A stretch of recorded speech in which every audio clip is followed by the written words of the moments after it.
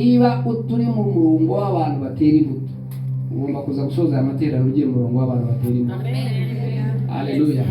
Impamvu ya mbere abakristo batera imbuto nuko bakizwa bakurikira inyungu za mubiri. Abantu ntago bakizwa ngo bakurikire Imana kugira ngo bamenye Imana, ahubwo bakizwa bashaka Imana bahereza akazi, baza mu rusengero bashaka kugira ngo babone amafaranga, baza mu rusengero bashaka kugira ngo babone abagore cyangwa babone abagabo bakurikiye abasheri beza, baza mu rusengero cyangwa muri worship team bashaka guhuriramo n'umuntu ufite akazi kugira ngo akabahereze. Noneho urabyumva, yego ni benshi cyane pasare navuye abantu menye neza aho ngiye mura n'abakristo batandukanye, nagiye sobanukirwa impamvu abantu bamwe bakizwa. N'abantu bose ntabwo turi kumwe mu rusengero bajya mu ijuru wapi. Abantu benshi bakizwa ku inyungu za mubiri. Reka ngende senge Imana ikize indwara zanjye, reka ngende senge mbona akazi, reka ngende senge mbona amafaranga. Haleluya.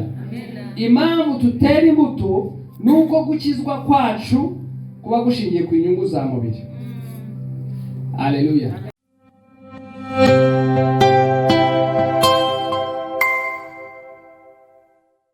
Zana na first lady wa familia yacu. First lady y'u Rwanda.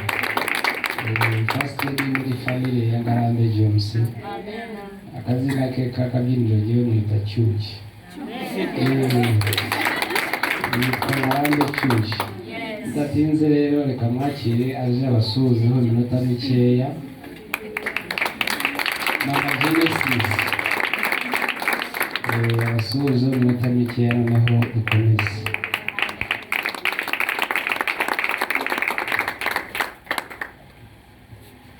Amen. Introduction y'ini bayikoze, ariko ndashima Imana cyane kuba ishoboje kuba hano, kuba mbwiye ko hari gahunda yo kuza kuvuga ubutumwa muri itorero twagombaga kuzana, ariko kubera impamvu z'akazi amasaha ziragenda ntabwo nkiri mu kazi ngomba kumukereza, ariko bizera ko mwagize ibihe byiza ko ni umukozi w'Imana udasanzwe. Abakuje mu izina rya Yesu. Pastor we nsanzwe muzi na mama pasiteri bo dusanzwe tuziranye n'inshuti zacu. Nanjye ndi umukristo turasengana na boss uyu nguyu sheri wanjye. Amazina yanjye yego ko yandi yose nyine mbere yuko tumenyana nitwaga anyitayo yandi nitwa Jackie Abagwaneza. Niyo mazina yanjye. Nishimiye kubana namwe, Imana iduhana umugisha. Akoze cyane. Nababwiye amazina sinari nababwira. Nari nababwiye yuko yitwa Abagwaneza Jacqueline Ngarambe cyuki Mama Genesis. Mama Genesis mubagirwa ariko giye ntabwo cyashaka ko bamwita Mama Genesis. Ibintu byo gutuma umudamu asaza mukabita ba mama kanaka arabizi. Ntabwo njya muhamagara Mama Genesis. Umudamu wanjye ntabwo muhamagara Mama Genesis, mwita cyuki. Urabyumva, iyo twashwanye nkamwita baba. Urumva byaba bitameze neza nkamwita sheri. Ubundi iyo byanze ngaceceka, ariko ntabwo njya mwita Mama Genesis.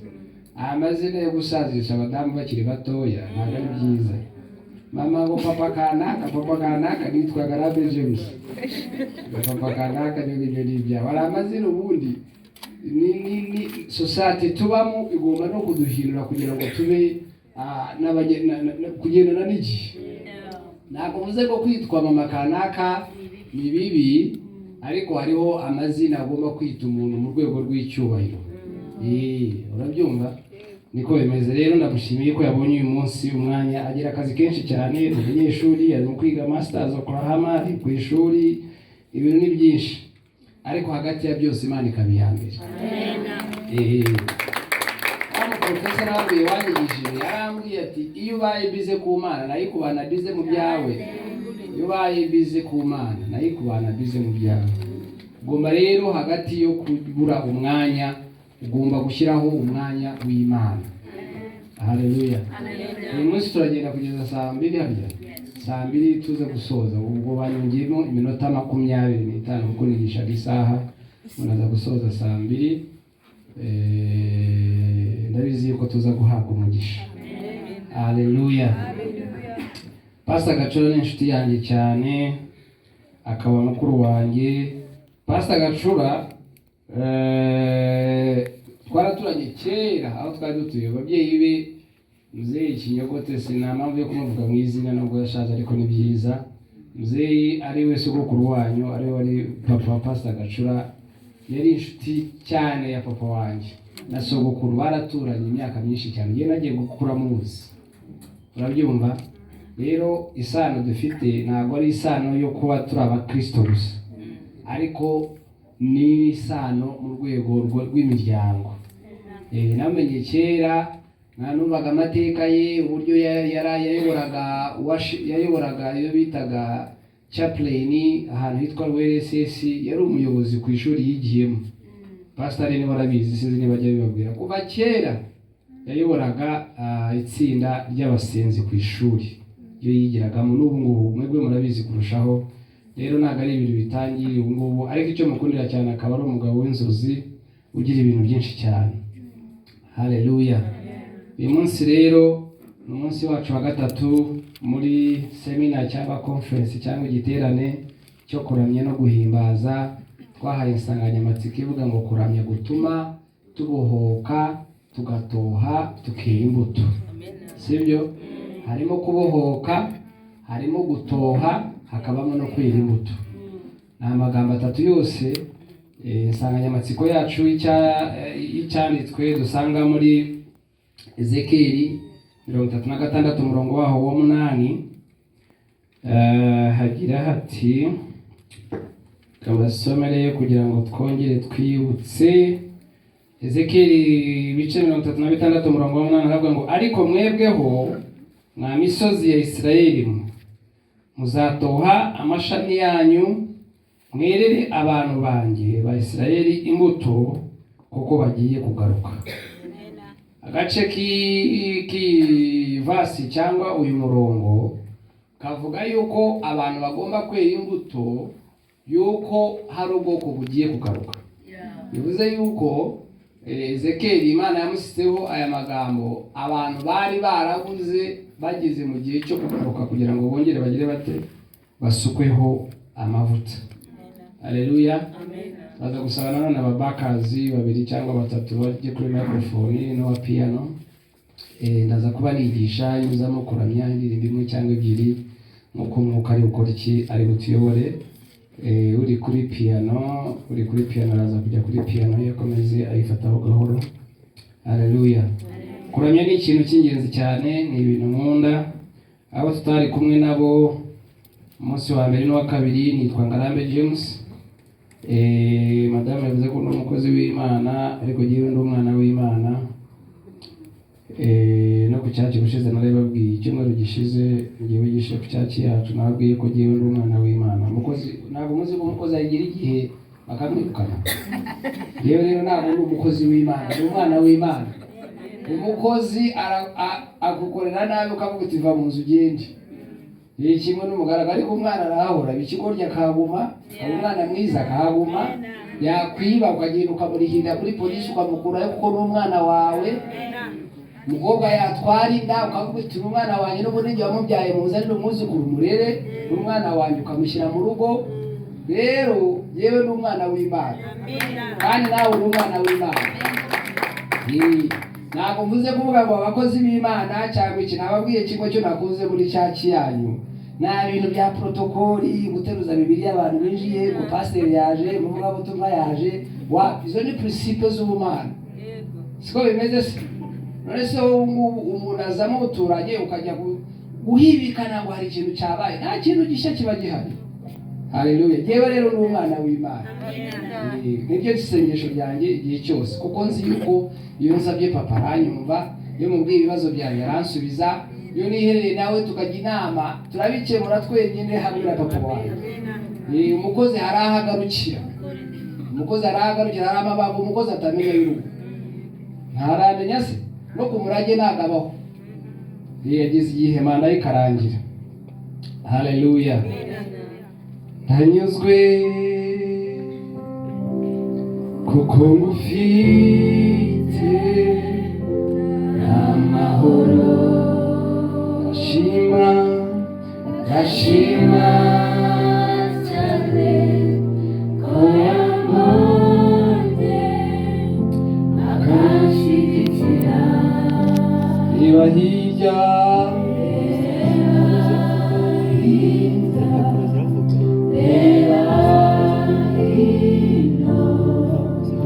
urukundo ruragose. Nanyuzwe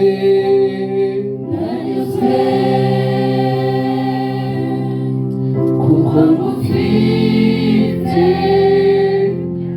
amahoro, ndashima mwami, ndashima cyane ko yankunze akanshyigikira. Reba hirya hirya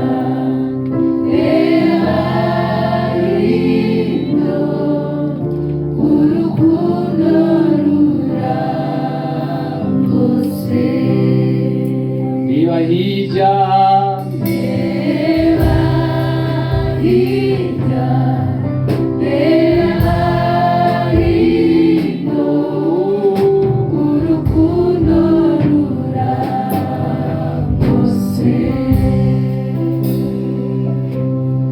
Ese ni mani meze n'Imana yacu, yoyo ibasha kutwumva. Yakoze ibyo twayisabye byose, ibisigaye izabikora. Ese ni mari meze n'Imana yacu, yoyo nyine ibasha kutwumva. Yakoze ibyo twayisabye byose, ibisigaye izabikora. Ese ni mari meze n'Imana yacu, iyo yonyine ibasha kutwumva. Yakoze haleluya ibyo twayisabye byose, ibisigaye izabikora. Yakoze ibyo twayisabye byose, ibisigaye izabikora. Yakoze ibyo twayisabye byose,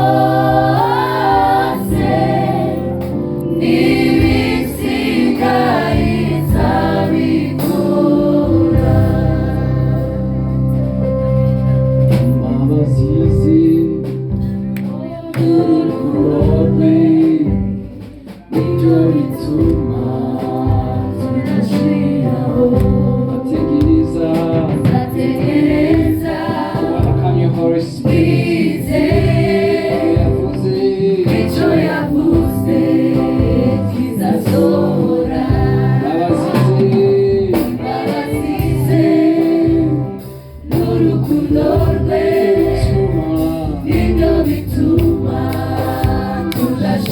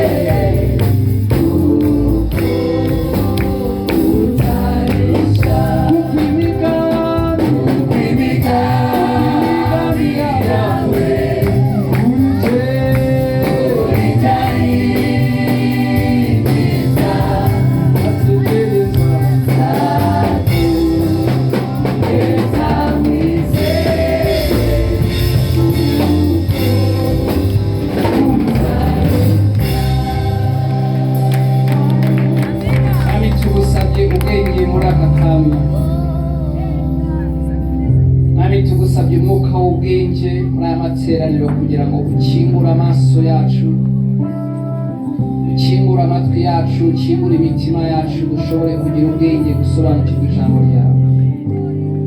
Mwami, ijambo ryawe ribwira yuko nta kintu na kimwe kikunanira. Turaguhamagaye muri aka kamwanya ngo umanure umwuka w'ubwenge muri aya materaniro, dushobore kumenya icyo ushaka kugira ngo twige mu ijambo ryawe. Hari igihe umwigisha hari abagiye kwiga, Mwami, nta kintu twakwiga uretse wowe umanuye umwuka wawe w'ubwenge. Umwuka wamanukiye kuri Dawidi akareka kuba umwungeri w'intama ukamuhindura ubwenge kuba umwami. Mana, nibo dukeneye muri uyu mugoroba. Turasaba presence yawe izibane natwe, umwuka w'ubwenge bwawe ubane natwe kugeza dushoje amateraniro ndetse n'iteka ryose.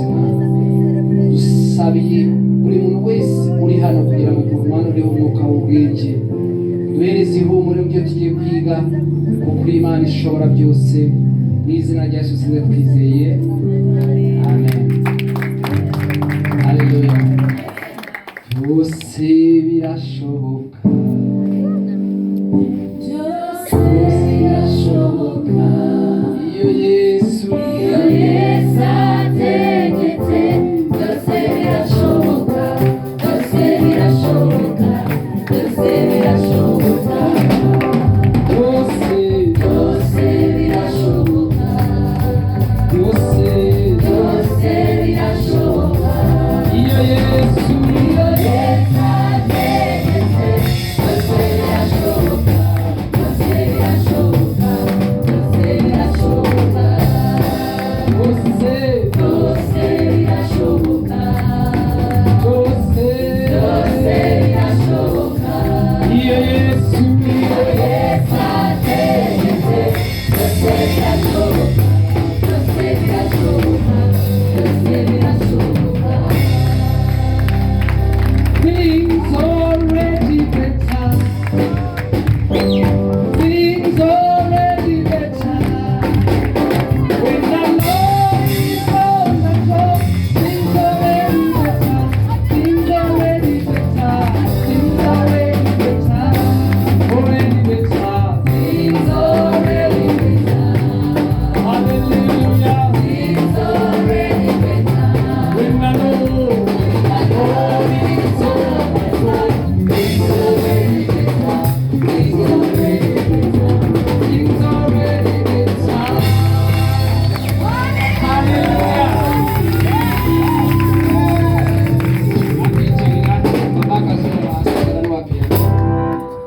Aje kubabwira yuko byose birashoboka ku Mana. Wowe niba ushidikanya, yewe nzi neza yuko byose bishoboka. Haleluya. Tugira ibintu biturwanya buri munsi mu rushako rwacu, muri bizinesi zacu, mu gakiza kacu, mu bana bacu, mu nshuti zacu, muri ministry dukoramo. Ariko nzi neza yuko byose bishoboka. Ariko byose bishoboka atari yuko twasenze cyane gusa, ariko bishoboka iyo Yesu ategetse. Haleluya. Birashoboka kuramya tukamanura umwuka wera iyo Yesu ategetse mu kuramya kwacu. Birashoboka kugira amahoro iyo Yesu ategetse. Haleluya. Nanjye ndakiga gusenga, ndakiga gukizwa, ndakiga gukiranuka, ariko nzi neza yuko byose bishoboka ni kumwe n'Uwiteka. Umwami wandemye mu ishusho yayo akambwira ngo baho, niwe nzi neza yuko byose bishoboka. Haleluya.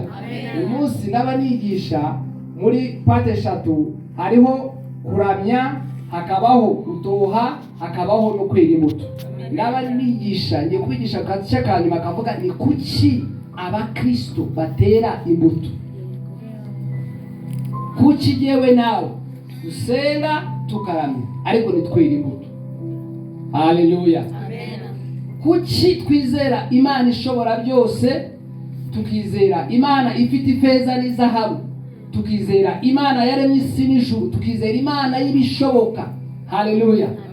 Ariko nitwere imbuto. Haleluya. Abantu badasenga bakabaho mu buzima twifuza kuba twabamo kandi batavuga Yesu. Haleluya.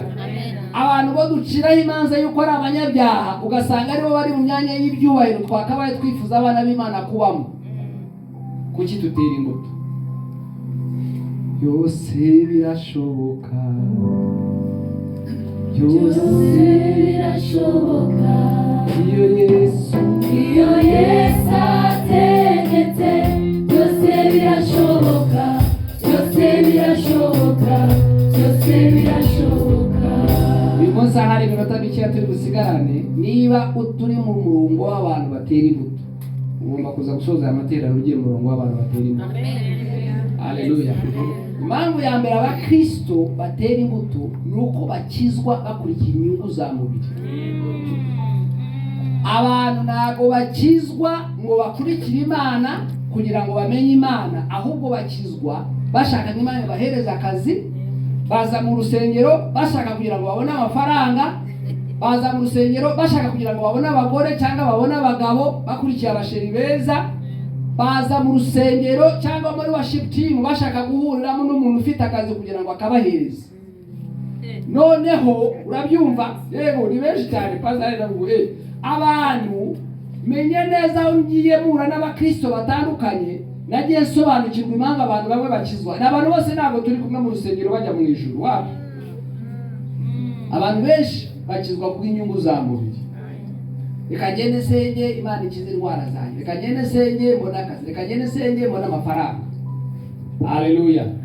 Impamvu tutera imbuto nuko gukizwa kwacu kuba gushingiye ku inyungu za mubiri. Haleluya. Imana yishaka guhereza umuntu umugisha, irabanze kareba impamvu yatumye aza gukizwa. Niki cyakuzanye? Waje kumenya Imana, waje gukihinduka, waje gukizwa, waje kugira amahoro. Niki cyakuzanye? Yareba ikareba imebe iri mu murongo, yaje kwiba ibinyobwa bwo mu nzu bw'Imana. Nikavuga uyu nguyu icyamuzanye, ntabwo nisobanuriye. Uyu nguyu icyamuzanye yaje kwirira utuntu kugira ngo agire ate asubire. James cyatumye akizwa akajya muri worship team, yakurikiye umukobwa runaka kuko ategura kuzagira umusheri, akabona ubukwe, yabonye umukobwa wambara neza, najya muri worship team niyo haza kuba impamvu yo kuba yabonamo umusheri kugira ngo agire ate ashake, bigatuma tutera imbuto. Haleluya. Nari muza abantu badakijijwe uburyo bera imbuto. Yewe ntabwo nyicira abantu rubanza ngo kanaka urabona muriya ngo mu inzoga, ariko nimureba kiriya kigabo ngo ukuntu kimeze cyangwa uriya mugore wacu. Muye n'abacuruzi batandukanye bose hari ibintu bitatu bahuriraho kugira ngo babumugishe. Ikintu cya mbere, biragoye gusanga umuntu wateye imbere adafite neza muri we. Biragoye cyane. Uzababaza yewe yo mura n'abacuruzi babaza amabanga yabo batumye bagera kuri byinshi. Benshi bamera urugero mu byo nkora, batari abakristo badasenga ariko bafite imirimo myiza. Undaka kwicaza akakubwira ati rero mwana wanjye uri igihe umujya kuri n'ubu umucuruzi we n'igitanje ariko nuzagira ukuri uzagira imbere. Undaka kubwira ati nuzakora cyane nta kintu kizakunanira, umuhanga uzikubaza uzikubana neza n'abantu, ariko niwongeraho gukora cyane uzagira imbere. Undaka kubwira ati yewe gituma business yanjye itera imbere, nafasha umuryango wanjye wose nigewe bitugu byawo, inshuti zanjye zo. Waruzi yuko hariho abacuruzi bubaka insengero atari abakristo? Warubizi? Twebwe abakristo twicaye, pastor Gacura yaza guhamagara ngo dukeneye imifuka 100, ubwo butumwa bukatubihira. yasohoka hanze akajya muri Amerika agasanga abandi bantu barango batekereza ko atari ko dufite gahunda yo gukora kubaka urusengero muri Afurika ndetse murubaka kugira ngo muke tujya kubwiriza ubutumwa bwiza tuzaze ngwiriza $50,000 by'amadolari adasenga. Kubera iki? Kubi impamvu tutabira imbuto, tutera imbuto nziza nuko impamvu zimwe mu mpamvu zituzana mu rusengero cyangwa gukizwa ari inyungu z'ibintu byacu ku giti cyacu. Haleluya. Bigatuma Imana itadusurroundingisha cyangwa itadukikiza umugisha kugira ngo natwe tube umuyoboro w'umugisha ku bandi. Na mpamvu nimwe umuntu yakabaye amenye Imana kugira ngo areke gukira ngo amere neza. Yewe ntabwo ni mu murongo w'abakristo ba Lazaro bavuga ngo Lazaro yari umukene ariko azi Imana. Oya, ni mu murongo wa Salomo na Dawidi na Abrahamu na Yakobo na Isaka n'abandi bose bameze nk'abo ngabo. Kuki ariko wikira mu murongo wowe kuki wumva ugomba kumera nka Lazaro? Imana yari ifite Imana Lazaro muri Bibiliya bose ugahitamo kumera nka Lazaro. Ngomba kumera nka Korneliyo. Birambira ngo Korneliyo ngo yari umunyadini akiranuka n'Imana ngo ariko yaratangaga cyane. Bibiliya y'Icyongereza ni inkuru iravuga ngo he was a cheerful giver. Cheerful giver bisobanuye ngo umuntu utanga yishimye. Ntabwo yatangaga gusa ariko mu gutanga kwe yahoraga yishimye. Cheerful ukuvuga ngo I'm extremely happy in what I'm doing. Ndumva nezerewe kubera yuko mfasha abantu. Niko Korneliyo yari ameze. Amwe muri kampani nenda kuzafungura zingwanira Genesis izina rya Korneliyo rimura ku mutwe. Niba zizabi ubuhize na yita Korneliyo asagurika ita kampani sinzi ko nzayiye. Haleluya. Urabyumva?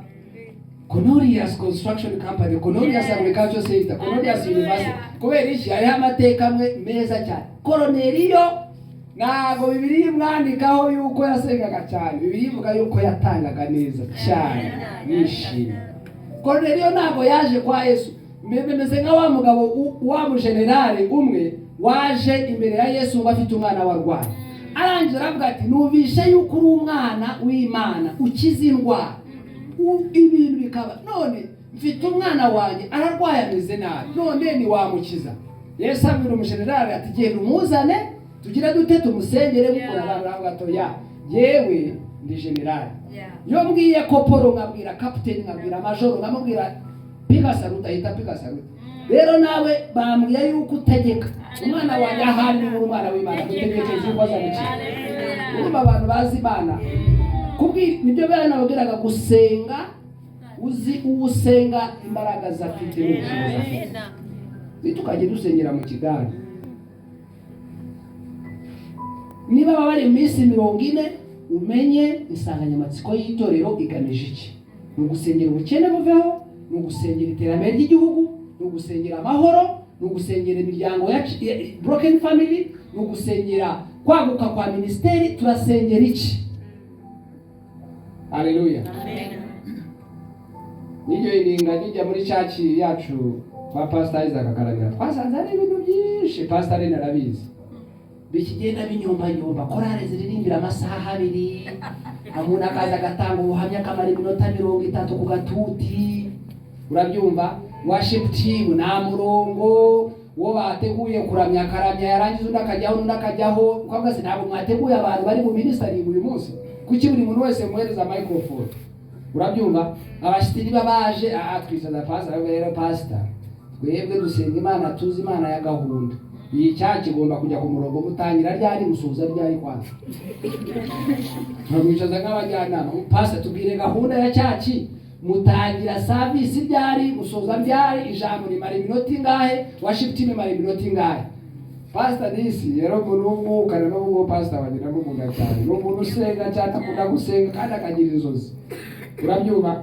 Aravuga turabona rero bana b'Imana niyo mpamvu bize kugira ngo muze nyine mu rusengero mutumuga abajyanama niyo mpamvu mwagiye muri komiti yuko abajyanama ariko turangije kubera ko twara abajyanama bacyaki ikigira umujyanama ntabwo tugomba kujya inyuma ngo tuvuge yuko cyaki yacu ibintu bitagenda neza. Tugamagara pasi twaka tutari ko kiriya kintu ntabwo tukishimiye muri cyaki yacu.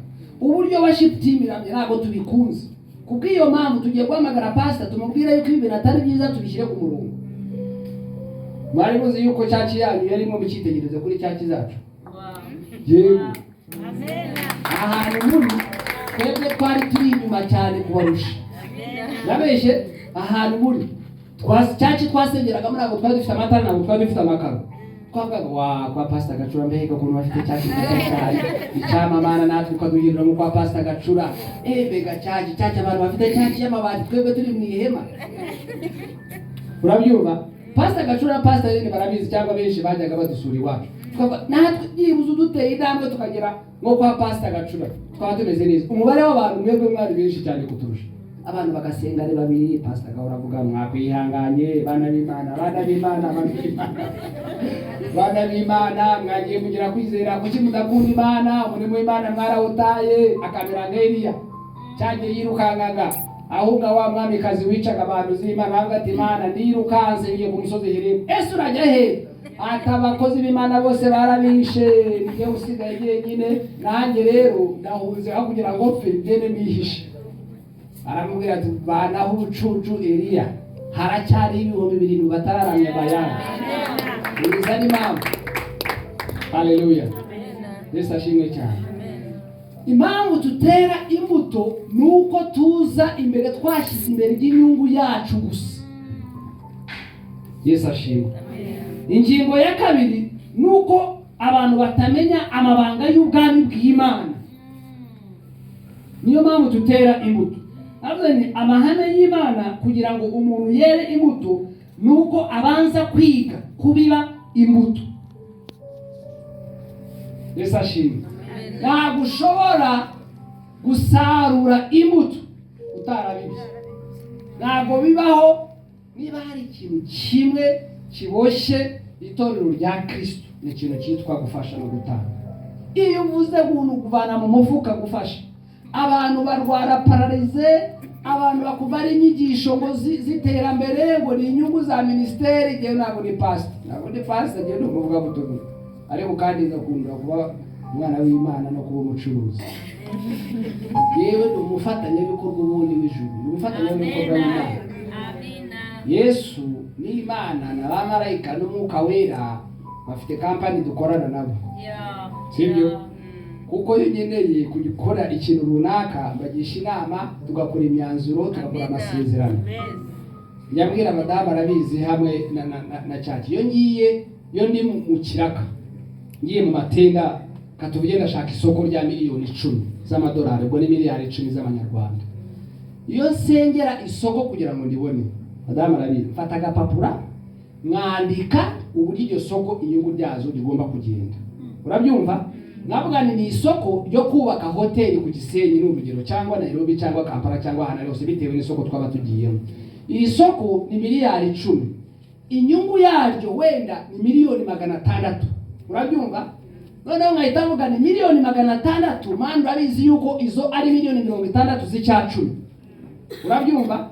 Noneho 40% y'inyungu y'iryo soko iraza kujya mu gufasha imfubyi, gufasha n'abana bakeneye kwiga. Noneho 15% igomba kuzajya mu gutera inkunga umurimo w'Imana. Worship team ngo kugura piano, ngo abaririmbyi bakeneye uniform, umenya ibiki turashaka gusohoka kujya kuri codinga hakabaho inyungu. Noneho izisigara ni izanjye na cyuki kujya gutembera. Bagene sisigara. Ayandi twarangiye tukayinvestinga cyangwa kongera gushora muri kampani kugira ngo itere imbere. Ahari dukeneye kugura imashini, dukeneye kugura vibrator, dukeneye kugura ibindi bintu bijyanye n'umurimo w'Imana. Iyo senga kugira ngo ubone akazi ntabwo mfa gusenga gusa, shyira hasi kubera yuko nzi umufatanyabikorwa wanjye ko ari Imana ashaka kugira ngo dushyire ku mugare twese tugire inyungu. Iyo mombye Imana nayo irahomba cyane. Siko bimeze. Imana hihombera ndababwira kuko ni ibintu ni experiences. Umucuruzi w'umukristo iyo akoze losi yateraga inkunga ubwami bw'Imana. None sinagabaho ijuru ntabwo bariho. Amafaranga tuzana dutera inkunga kubaka za cyaki si ubutumwa bwiza se kugira ngo butere imbere umurimo ugende neza. Ntabwo rero Imana urabizi iri soko ndarikeneye kugira ngo nzakore iki nkashyira ku ruhande rero. Ariko wavuze yuko uri Imana ishobora byose, nindibura uraba ari ubushake bwawe, ariko nindibona nuko uzarikoresha. Yesu ashimwe. Nayibwira hakiri kare imigambi yanjye nayo mu bushake bw'Imana kubera yuko isi ibinkwiriye kurusha jyewe uko mbizi ikarimereza nanjye ikangerageza kugira ngo irebe ko nshobora gukora mu bigeragezo jyewe ntabwo nyiri mu bigeragezo byo kurwana n'icyacu. Madamu arabizi niba ushinzwe amafaranga ava mu bukode yamwe mu mazu dufite arabizi y'amafaranga dutanga icyacumi ku bukode, tugatanga icyacumi ku mushahara, tugatanga icyacumi ku nyungu za kampani, tugatanga icyacumi ku nyungu yose twinjiza. Abacuruzi rero bamwe arabizi, abacuruzi bangaraga ko se oya urabona nose amafaranga ya kampani buri yabarwa dogutera ko waba wungutse akakuguha ngaka rimwe hano ukahomba hano ukayuda niba zababeshye nta mucuruzi utamenya inyungu. Inyungu baba yizi ahubwo bakenda kumera nka Paul nk'ababandi bibye umugore n'umugabo barya nindi Ananiya na Safi, Ananiya na Safi bakajya kubesha batazi yuko Peter ari mu mwuka akavuga ati ibi bigoryi bizi yuko bibeshije kandi byereke faya mu kanya maguru ajyanye umugabo wawe naba kujyana ninde wakubeshye ko nta muntu utazi inyungu. None se wabyuze gukora ukagira ngo ube ikigori cyo kutamenya inyungu yinjira? Ntabwo buri ikigori ahubwo uba wagize ubwenge bwo kwenda kuriganya Imana kandi reba byose ikavuga iti disi uyu nguyu nari mugerageje kumwereza umugisha none dore yindi umunyabwenge kundusha. Ni nk'aba bakozi banyiba muri kampani namuwohereza kujya ku igiciro cya ferabeta akambwira boss baba we ibiciro byarazamutse shawo Nyabugogo na Gisozi akibagirwa yuko amaze amezi 6 mu kazi jewe ngamaze imyaka 12 mbizi namwohereza ngamugerageza agenda mbariza ibiciro bya ferabeta akagenda nagiye kusufara nagiye bimeze bite byazamutse bagiye bazamuraho 600 yabara magasaga ku miliyoni n'igice akibagirwa yuko umwohereze mu kazi akamaze n'igihe kinini kumurusha Imana buri bigeze yakavuga iti nguyu disi ariganyije icyacumi cyanjye ariganyije amafaranga atazi yuko nyewe nzi byose. Haleluya. Byose birashoboka, byose birashoboka iyo Yesu ategetse. Byose birashoboka, byose birashoboka, byose birashoboka, byose birashoboka, byose birashoboka iyo Yesu ategetse. Byose birashoboka, byose birashoboka, byose birashoboka. Hariho imirimo yabanjirije itorero rya kera, uburyo bafatanyaga bagakundana byatumye batera imbere kurusha amatorero y'uyu munsi. Birambwira ngo barakundanaga cyane, abandi bakagurisha n'ibibanza kugira ngo baze bafashe abageni hagati bo muri church. Babibaga imbuto birenze ibyo bari bafite. Nta mukene wababagamo, nta mutingi wababagamo, nta muntu wifuzaga wababagamo. Ngo bakoraga igishoboka cyose kugira ngo hagati muri bo bamere neza.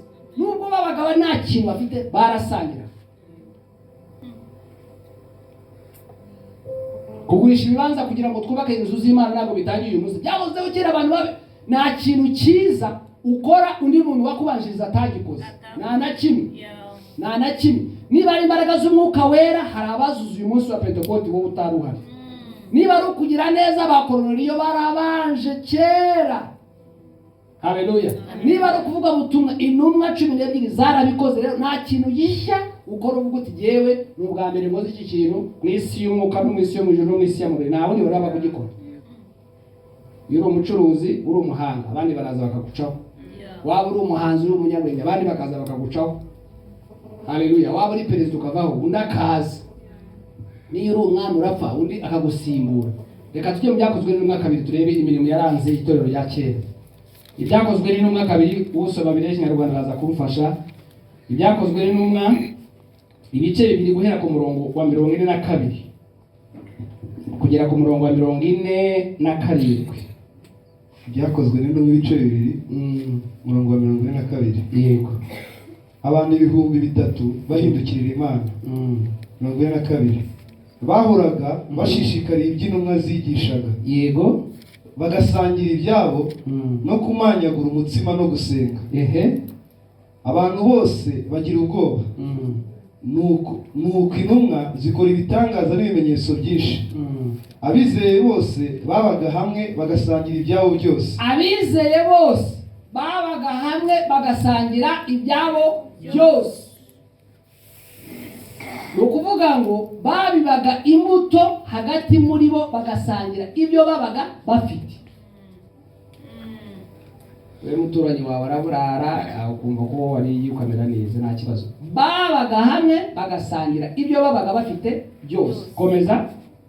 Ubutunzi bwabo n'ibintu byabo barabiguraga bakabigabanya bose nk'uko umuntu akennye. Ninde wagurisha ikibanza cy'akakigabanya n'undi wo wakennye? Ubutunzi bwabo.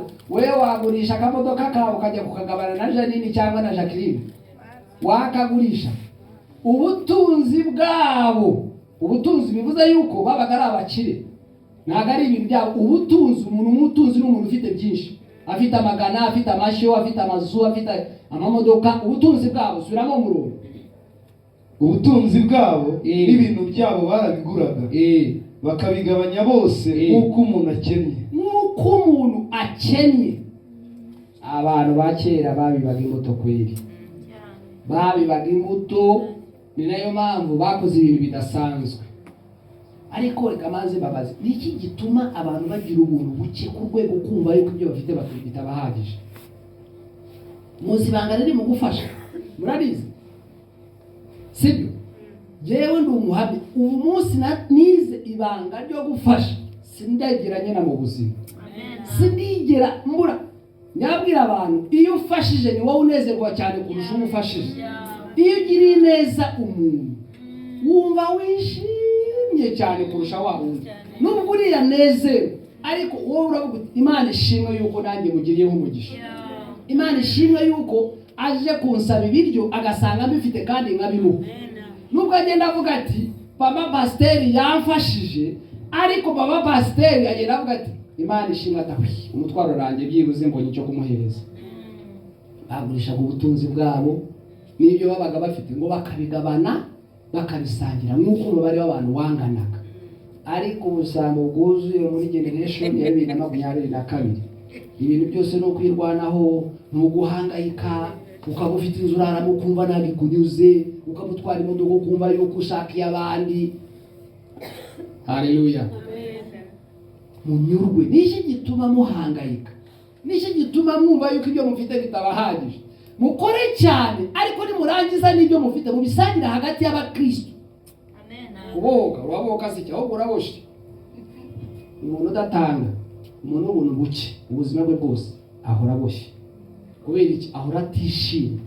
Ahora yumva afite ahangayitse, ibyo bigiye gushira, amafaranga agiye gushira.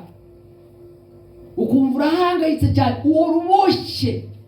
Ibiryo urabifite mu rugo, ariko nagushaka abantu ko baza ngo bagusure. Ni urugero.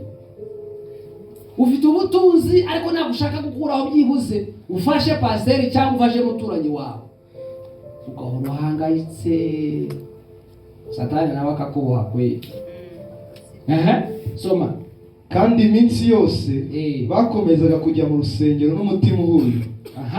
Niwabo bakamanyagura umutsima bakarya bishimye bafite imitima itishama. Nushaka kurekera ngo abawicariye ngo bakarya bishimye. Icyatumaga bishima nanone biraza kuri cya kintu cyo tuvuga kubohoka. Iyo wafashije urabohoka ugatoha kubera uba wishimye. Yesu ashimwe. Ukumva bari wabana n'umuntu ugaruka uvuga ati se uyu nguyu abadayimoni bari imizimu y'iwabo ituma itishima iyo imizimu.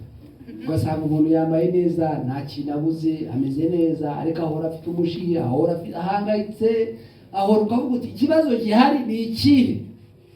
Ngo iyo bamaraga gufasha bagasangira bakarya bakanywa bahoraga bishimye, imitima yabo ikumva iranyuzwe cyane. Haleluya. Bagahora bumva bishimye. Uriya muririmbyi wanagira avuze ngo you've done so much for me I cannot tell it all.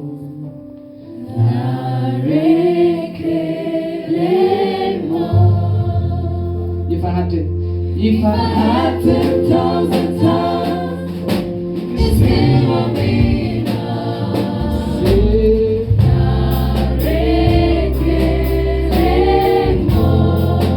You've done so much for me. You've done so much for me. I cannot tell it all. I cannot tell it all. We pray.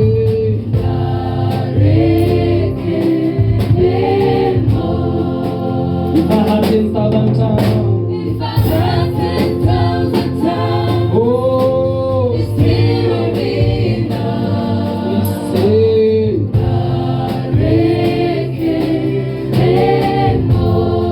what shall I render? What shall I render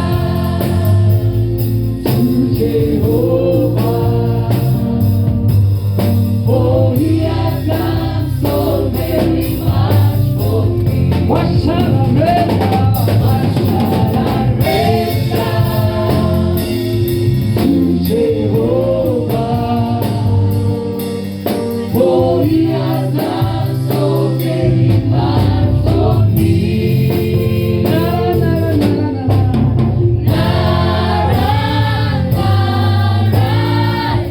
Oh,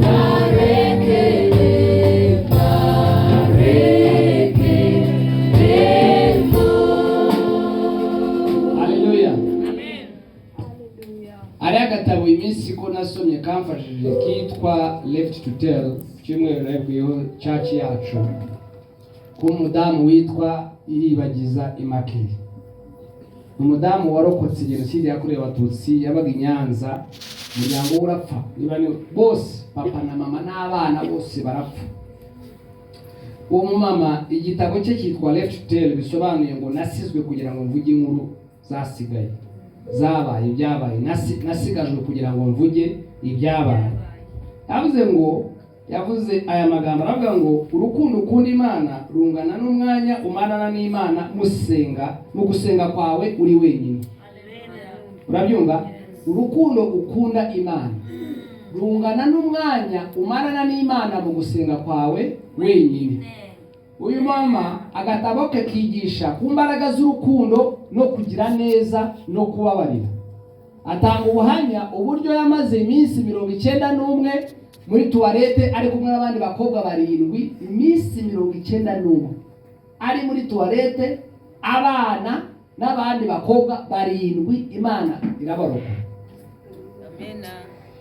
Baba ku mugabo umupasteri, ayinera hamwe zajyaga zigicira abantu, ariko aravuga ati ngo abantu batangiye kwicwa kuko iwabo bari abakatolike, bafite umuturanyi umupasteri umwadaperi, ngo ise afata umwe mu bakobwa aramubwira ati mwana wanjye genda uhungire kwa pasteri kanaka, niba ari Dieudime, sinibuka izina rye mu gatabo, aravuga ati genda aza wenda ushobora kuzabaho. Ngo umwana aramubwira ati papa uvuze ko abantu bari mu kubica, uzute yuko pastor kanaka atazanyica. Aravuga ati ndabizi neza nubwo abantu bahinduka ntago ashobora kuzahinduka, genda ariko nufuza, ariko ndabizi neza umutima wanjye urabihabanye, ntago ashobora kuzakugirira nabi. Aragenda ngo amuhereze ishapuri. Abakatolika urabizi ishapuri wenda muri mwe, aragenda ajya mu rugo rw'uwo mupasteri, ajyayo, agezeyo aramubwira ati papa arambwiye abantu bari mu kubica, ariko arambwiye ngo nze mu rugo rwawe umishe. Ngo agezeyo asanga wa mupasteri afite abandi bakobwa 7 nabo yahishe. Aravuga ati rero simfite ahantu nakubika mu byumba, baraza kuza basake, ariko ngiye kubashyira muri toilette, mugumemo kugeza igihe Imana izaca inzira, nimuba mubaho muzabaho. Abashyiramo. Urukundo ukunda Imana yawe rungana n'umwanya usenga Imana yawe wiherereye wenyine. Ntabwo ari ibyo gusenga muri worship team muri rusange. Iyo usenga wenyine, umwanya umara usenga Imana uri wenyine, nicyo kigero cy'urukundo rwawe n'Imana yawe. Haleluya. No muri Matayo yaravuze ngo nujya gusenga ngo ukinge icyumba wiherereye, usenga Imana yawe yumva byose. Urabyumva? Usenga Imana. N'abiyiriza mu mateka y'Abayuda baravugaga ngo nusenga, n'amamvu no kugira neza, baravuga ngo nutanga ukuboko kw'iburyo ni gutanga, ukw'ibumoso ni kumenya yuko hagize iki, ukw'iburyo kwatanze. iyo usenze ntabwo ugaragaza abantu yuko uri umukiranutsi cyane wasenze. Urabizi ni iminsi 40 kandi nirangira nzongera njye mu yindi 20 ubu ni mu mwuka wera. Urabyumva Imana yangiriye neza njye urebera hano nasenga. Oya wibwira abantu gusenga bazabarebera ku mbuto zanyu. Haleluya. Yesu ashimwe cyane. Hari intambara tugenda turwana nazo. Haleluya. Byose birashoboka. byose birashoboka Iyo Yesu yategetse byose birashoboka byose birashoboka byose birashoboka byose birashoboka Nabyizeye mwami byose birashoboka Iyo Yesu iyo yategetse byose birashoboka byose birashoboka byose byose birashoboka byose mwami byose birashoboka Iyo Yesu iyo yategetse byose birashoboka byose birashoboka byose birashoboka Iyo Yesu iyo yategetse byose birashoboka byose birashoboka byose birashoboka rero mu gushoboka kwa byose harimo gukora cyane. Abakristo kimwe mu bintu bituma tudatera imbere mu isi y'umwuka ni ukudakunda gukora cyane. Ni ryari nimugoroba sinababwiye yuko Yesu yari umucuruzi yize business masters degree zose zibaho, yiga PhD mu bintu bijyanye n'inyungu mu bwami bw'Imana mu gukora umurimo. Mbwira muntu umwe wafunguzaga n'indi, sibyo? Umbwire mu bantu bakoze ibintu bikomeye cyane. Njya nkunda umuntu witwa Gideyoni, kuko Bibiliya yo nisoma, uriya mugabo wanyishe Bibiliya witwa Professor Patrick yanyigishije ngo gusoma Bibiliya kugira ngo umenye Imana ni iki, Imana ishoboye iki, ubugari bwayo. Who is God at a personal level? Do you know him as a person? No, sibyo pastor yambwiye, sibyo ngo papa wanjye yuko ari umupasiteri, sibyo kuko mfite madamu ndamwanye bakunda gukora we ajya ku mashini agatayipinga raporo guhindura kohereza ngaho muri Amerika kamubirije ngaho kampani yakora na amasaha atandukanye mu Bushinwa, mu Bubiligi, muri UK bafite amasaha atandukanye, amasaha yo kuryama ngo China bakenera raporo akaba yabyutangiye kohereza. Rero ngo yongeye ishuri aha tuba turi mu kuryama igira ku University y'Abanyamerika muri Amerika babyutse ubwiriye agasetinga ikizami cya saa 2 za mu gitondo, hano twebwe ari saa 11 za mu gicuku kabyuka mu gitondo kugira ngo akore ikizami. Urabyumva? Wabyuka mu gitondo wasanga umuntu yiza ashoza amashuri ukavuga ngo shaba ni abari ibintu bimeze neza, bimeze neza batabyana, bimeze neza babikoreye. Nta kintu cyiza ku muntu gikenera ikiguzi. Abadamu rero bakunda ibintu byo kugira emotions. Akaza kambira shiri, urabona rero ibintu byagomeye, nambwira yego ukeneye gutanga ikiguzi kugira ngo bibone. Ngo ariko yewe watakira yatakira wowe nano kumbwira impamvu bimubwira ntabwo nshaka kugira ngo kireba amarangamutima yo kugira ibintu ngo urabona ngo sore si kora cyane ubone masters yawe usoze niko gaciro. Tanga ikiguzi kugira ngo ubone cy'agaciro. Nurese mubwire sore ubyame ikizamini ugisibira. N'urugero hari ibintu bimwe by'abantu tuba dushaka kugira arabizi yereye byiza ndamwenkarije kandi urambwira uzi ko ushobora kubona master ugomba wagiye ku ishuri kugira ngo ubone first class degree. First class degree binyuze mu ziyenzira gukora cyane. Uzi ko n'ibintu bikomeye birakomeye, yego ndabizi, ariko nawe urabishoboye. Siko bimeze birakomeye. Urabona uyu munsi narushye, nanjye narushye, biriwe mu nama z'abacuruzi, ariko ubu ngubu turi hamwe na bagenesis ukaza mu rugo. Muhindu umwegeze gutanga impamvu abantu atanga urugero rw'umubyeyi n'umwana, sibyo? Aravuga ati bamwe muri mwebwe nashaka mbereke uburyo n'impamvu mutuma muvuga ko mwarushye ntacyo mba mwarushye. Ati wowe uri umuyobozi w'ikigo, ubyuka mu gitondo ugasanga umukozi cyangwa umudamu yateguye breakfast, yateguye ibiryo bya mu gitondo, ukanywa icyayi cyiza, ukarya imbuto, ugafata breakfast, ugafata umureti, warangiza ukagera muri parikingi y'imodoka ugasanga umukozi yogeje imodoka, warangiza ugafata urufunguzo ukajya mu modoka ifite esi, ukagera ku kazi, wagera ku kazi ugasanga secretary w'akazi bateguye office imeze neza, urabyumva, ugasanga icyayi cya kabiri cyangwa kofi bagiteguye ku kazi, wava muri ako kazi ukajya mu nama, niba ari inama y'abaminisitiri ukajya mu nama ukavuga ibintu byabaye, ukagira hehe, kandi abateguye ibintu by'inama nabo ni abakungirije, wowe ukavuga kubera yuko uri umuyobozi. Wava muri iyo nama ikigoroba ukaba ufite undi mucuruzi muri buhure muganira ibya business mugahura, noneho ukaza mu rugo akana kawe kakaza kagusanganira kirukanka, ukakabwira ngo ya Genesis ndarushye, atakana kuva amasaha waviriye mu rugo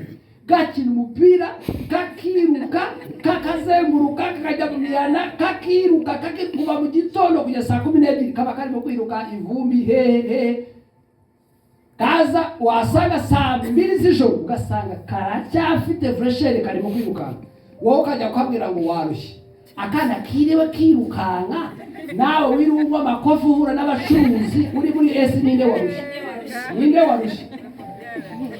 Tubigishije ukuri, ninde warushye?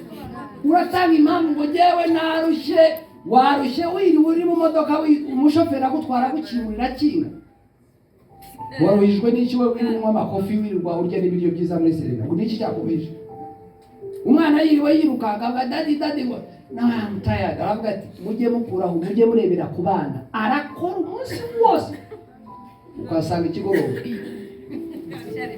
ati iyo utamuryamishije ntabwo aryamye. Abana uziga bacu ugomba kumubwira agahungu kagira uko akora telefone mwamubwira ati Genesis amasaha yo kuryama arageza, akavuga ati oya dadi banza urebe amakuru miliyoni y'amakuru, ngo dadi fast watch news, ariko Genesis amasaha yo kuryama arageza, agahita abwira ngo uya ngo mami ntago ari abakoga, ubira ngo mami ntago ari abakugira ngasuni cy'amasaha imbere, mbese mukiri kumwe, mami ntago ari abakoga cyangwa marigo, ati marigo ntago ari amara kurya, marigo ni umukozi ubarira, marigo ntago ari amara kurya, ngo reka marigo abanze ajye kurya tubone kujya kurya, arashaka gusunika amasaha imbere, ugatanga impamvu ngo wapi.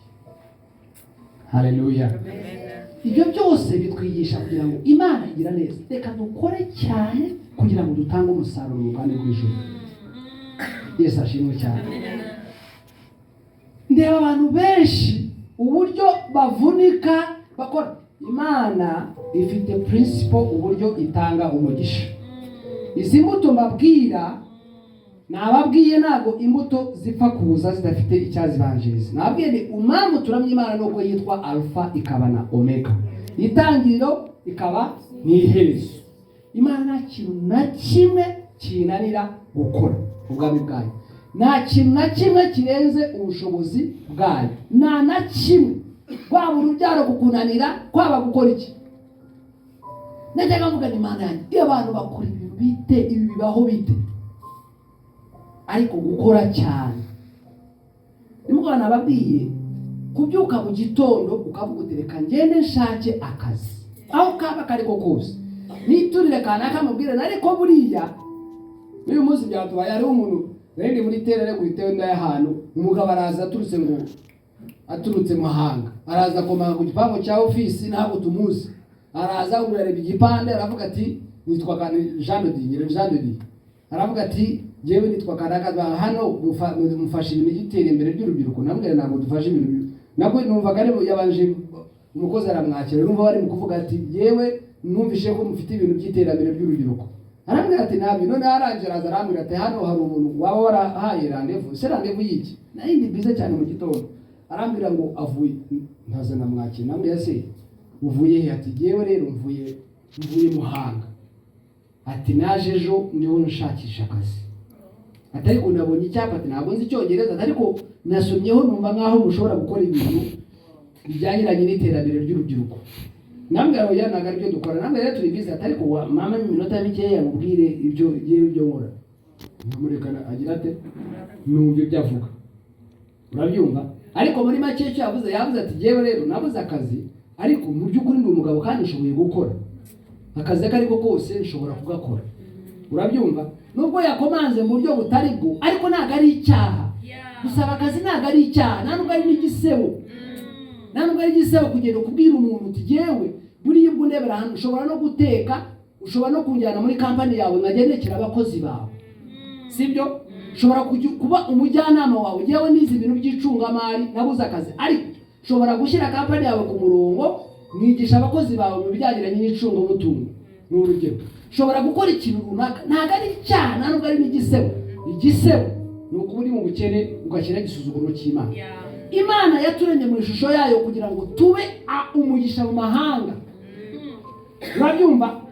Yewe nawe abantu Imana yaremye kugira ngo tube umugisha mu mahanga. Iryo sezerano rya kampani yacu avuga ngo I'll bless you and you'll be a blessing to the nations. Hallelujah. Uzaba umugisha mu mahanga. Itangiriro 12:2. Noneho umuntu uvuga ngo uzaba umugisha ku mahanga, ukicara hamwe ugatekereza yuko uzagukora.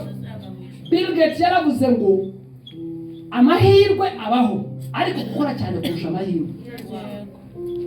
Amahirwe, luck is there, but hard working is better than luck. Amina. Yego tuzi ko Imana itanga umugisha kandi amahirwe abaho, ariko amahirwe aza nyuma yo gukora. Yange ubyemere, amahirwe aza nyuma yo gukora. Kubera iki? Gideyoni n'abandi bose, kamaherezo urugero wenda abantu bakiri. Gideyoni yabaye ate gutwara amahanga. Hagati ngo y'Abayisirayeli, ngo ni inkuru ya Gideyoni cyane kuyigishaho. Ngo hagati y'Abafilisitiya n'abanzi bose ba Isirayeli bari mu kurwana hagati mu ntambara. Ngo Gideyoni wenyine ari mu gukora, ari mu gusikingana kugira ngo umuryango umere neza.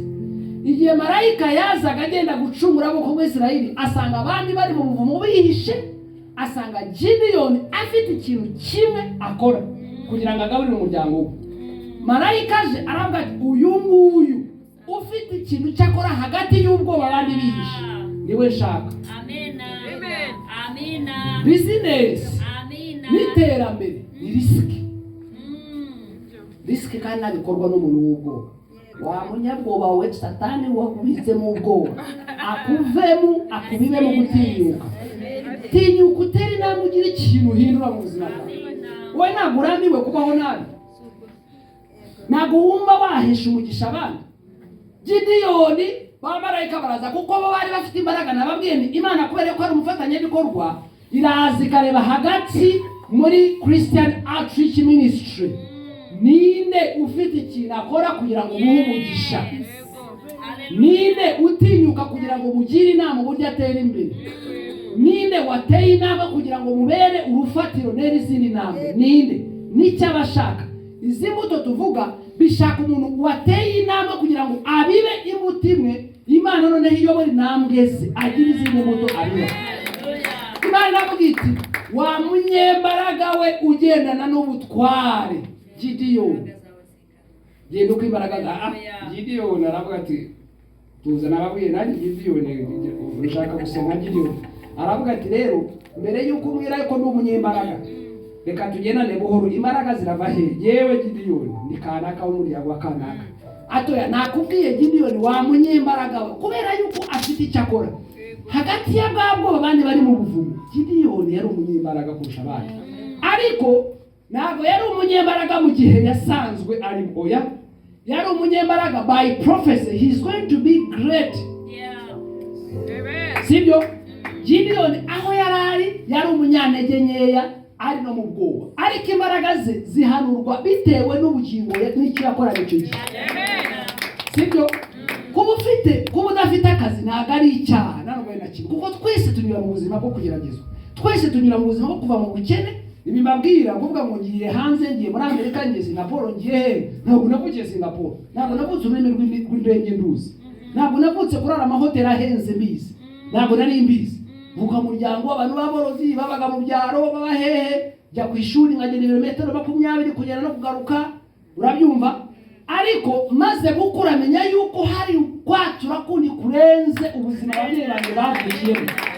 Ndavuga ni ababyeyi banjye ndabakunda cyane kuko nibo rufatiro rw'umugisha wanjye.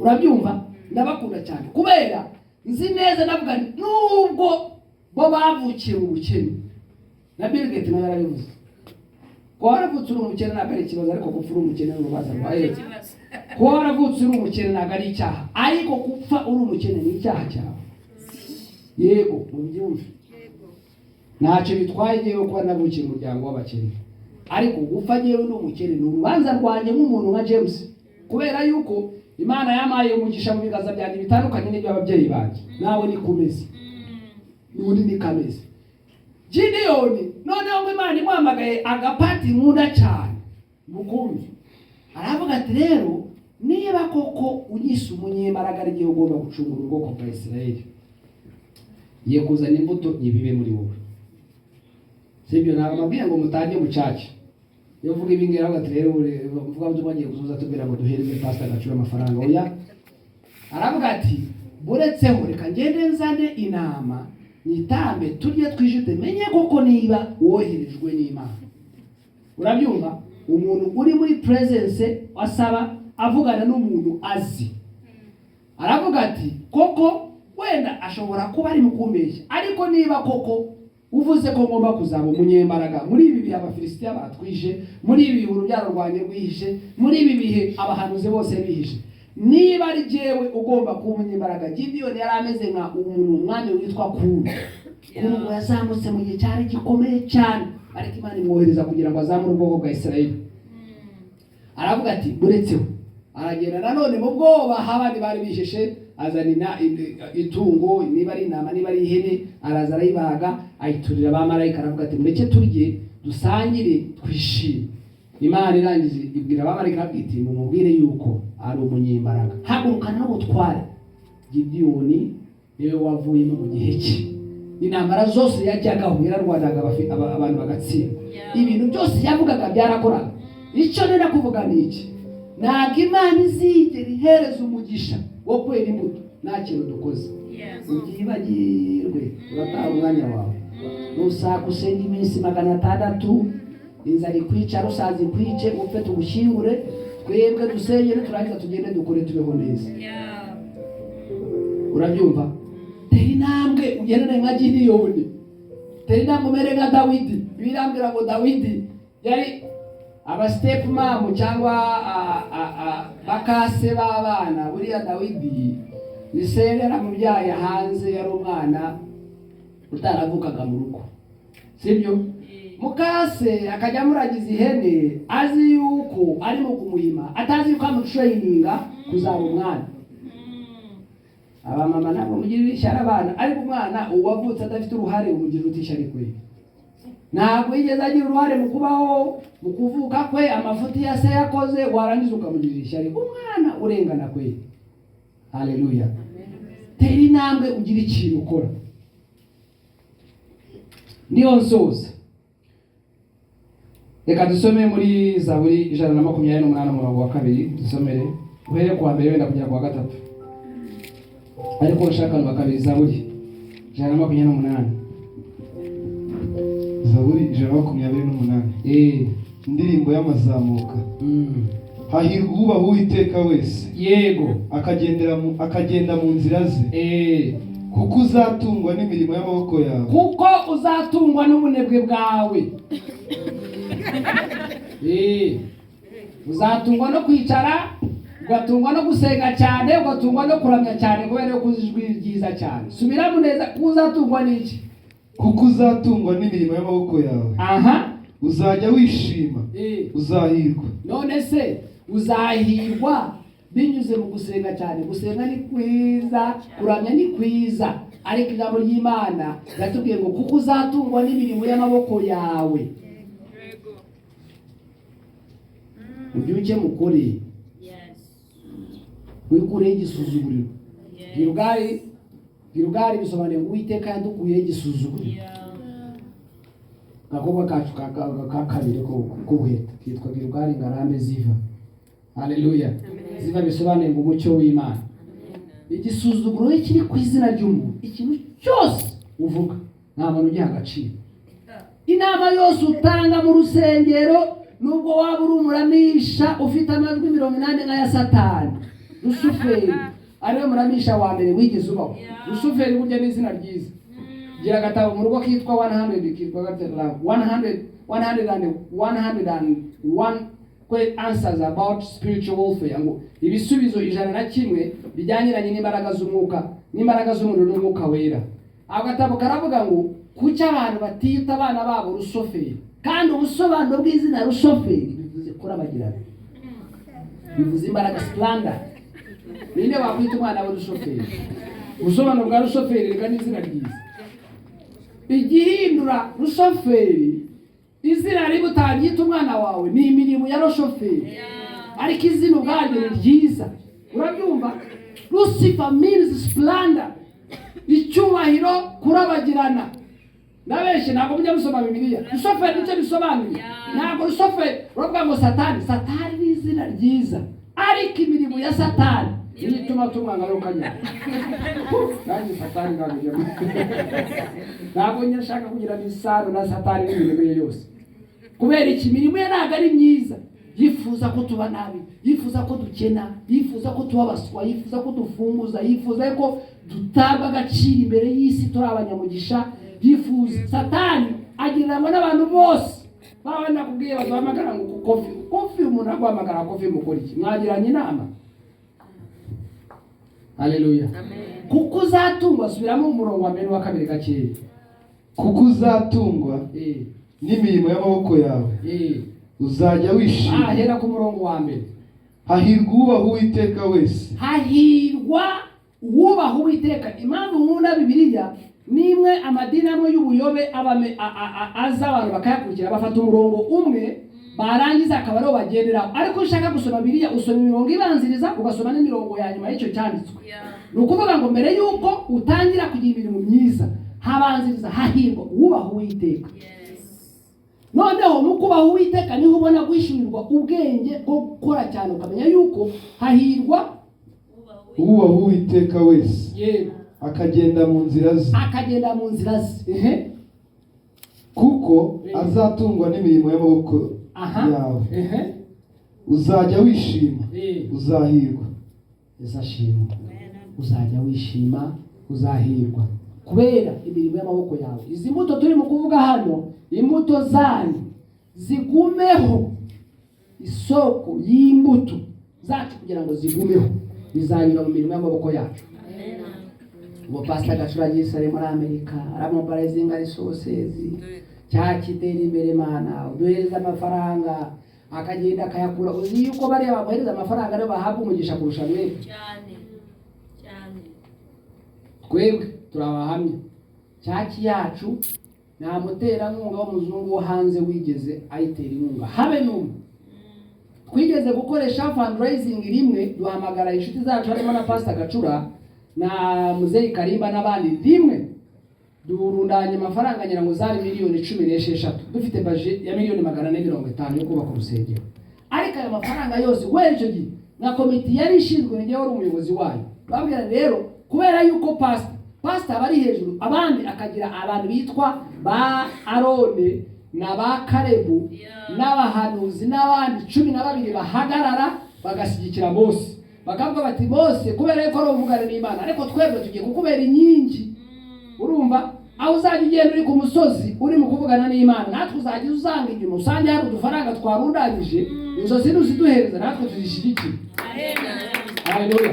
Kuko twebwe ntabwo tuvugana n'Imana tugiye kujya ariko natwe icyo twakwizeza Mose icyo uzajya utubwira cyose tuzajya mu bushobozi bwacu dutere namwe nka Gideon tugikore.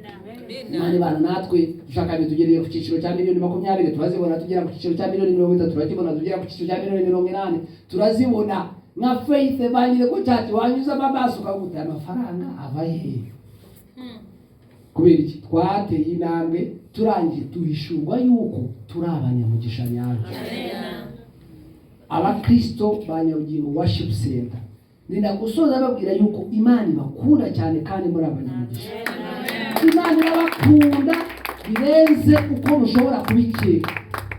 Imana irabakunda birenze uko mwibwira n'imitima yayo. Ngira ibintu byinshi birwanya Imana n'Imana.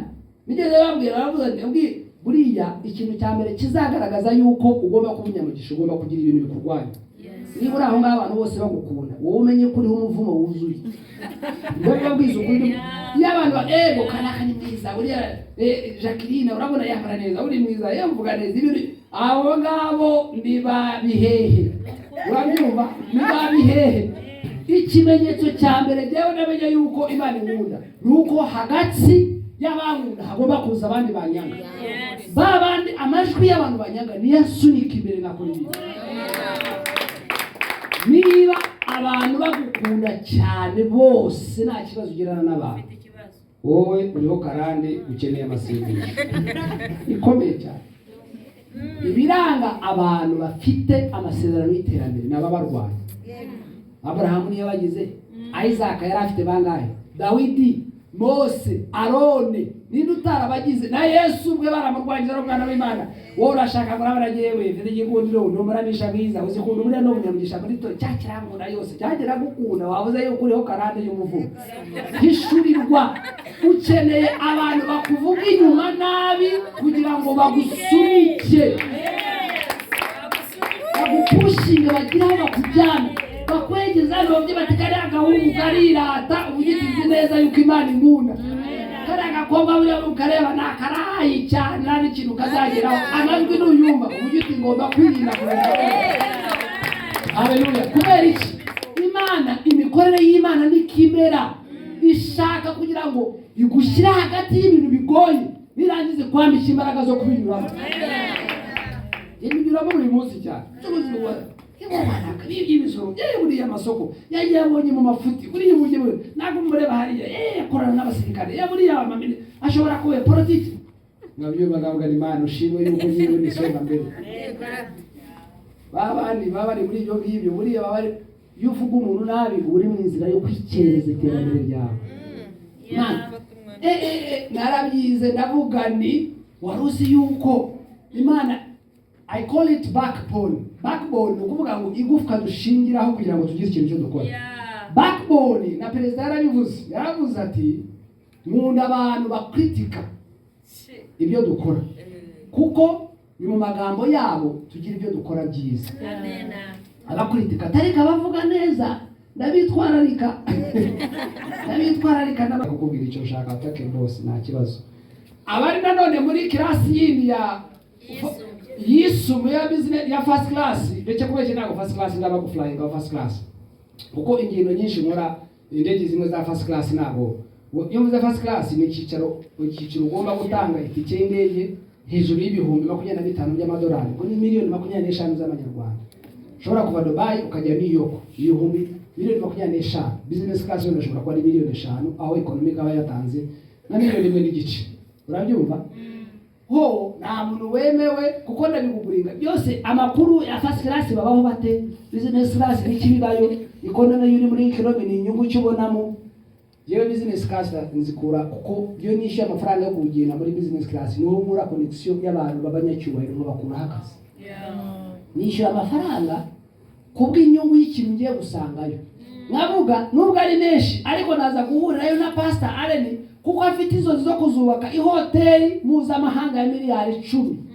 nambwa rero ngewe ndo engineer ngewe ndavuga yo mwene abantu ndavuga ntabwo nyaceceka rwose nabwira ndi engineer company yanjye yitwa gutya ngo na mu Rwanda iki niki mfite izo zo gufungura company muri Amerika wowe na hehe muri Amerika uzabona akazi uzagira ikizere cyangwa no uje muri Afrika uzaze gukorane uko ngewe nzi gukora ukora ibikisa kandi umusobanurira nta kibazo ubona ashobora kutama akazi ariko akavuga ati mfite umupatana wanjye ukora muri Nigeria nawe yenda kuza muri South Africa nzabahuza ubundi bakaduhuza abakora akazi ntabwo nyapfa gukora ibintu ngo yuko ubwirasi cyangwa ikimuri kintu nsana kugira ngo kimene mu ubwenge.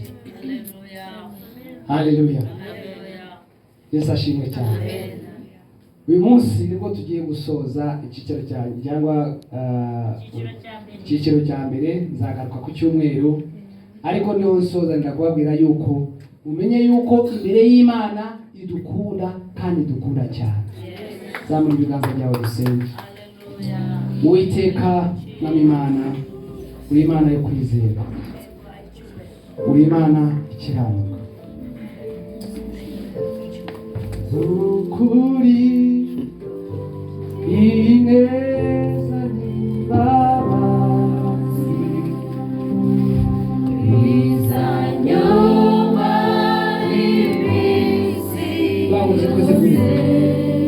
nanjye nzaba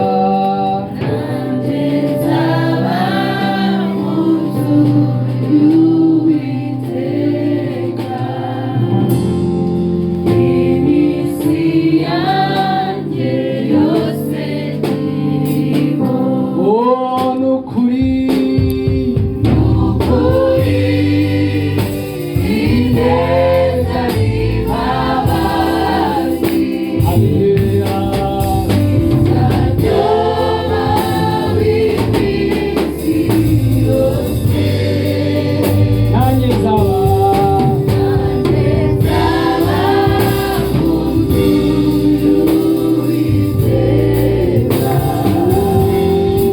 iminsi yanjye yose ndimo. oh nukuri nawe Nukuri ineza n'imbabazi